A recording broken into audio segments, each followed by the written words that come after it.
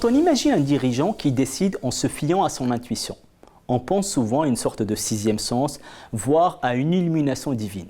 Face à lui, le manager analytique, armé de ses données chiffrées, incarnerait la pure rationalité. Dès lors, décider par intuition serait-il forcément irrationnel? C'est le raccourci classique.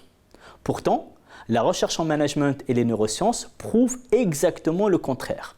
L'intuition n'est pas magique, c'est une forme de rationalité à part entière.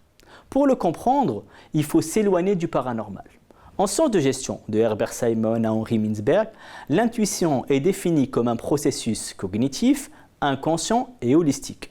C'est ce que l'on appelle l'expérience compressée ou l'intelligence pratique. Notre cerveau stocke continuellement des situations, des réussites et des échecs. Face à un problème complexe, le dirigeant ne reçoit pas une lumière du ciel.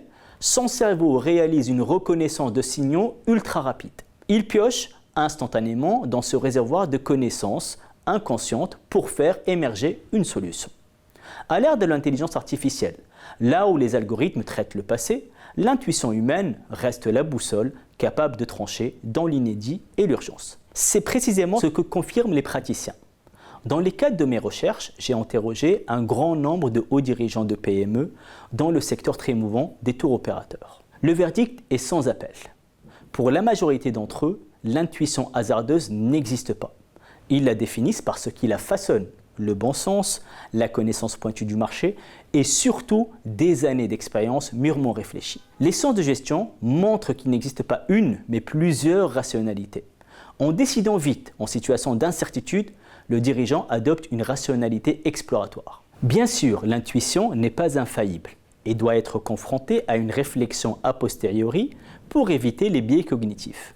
Mais elle n'est pas à l'inverse de l'analyse, c'est le sommet de l'expérience qui s'exprime. Alors, un conseil au manager, n'ayez plus peur de vous fier à votre intuition.